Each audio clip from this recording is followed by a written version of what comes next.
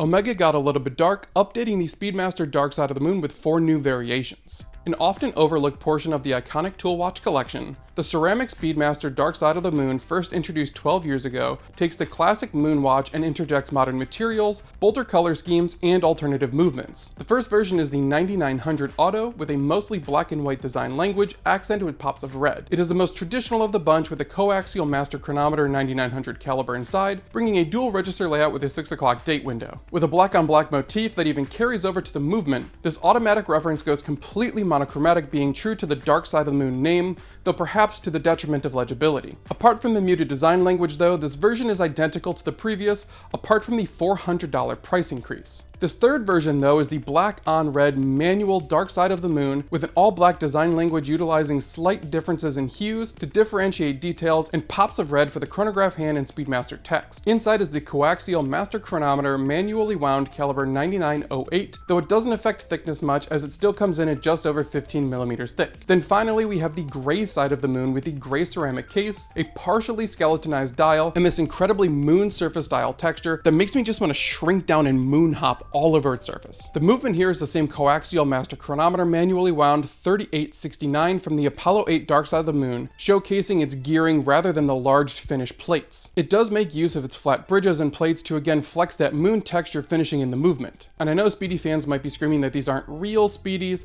some might criticize the one as being a bit illegible, and sure, having a price hovering around $16,000 makes them largely unattainable for the masses. But Omega's use of ceramic, the finishing that they put into these cases, and the moon textures that they put on the watches are a ton of fun on models that really aren't meant to be part of the core collection anyways.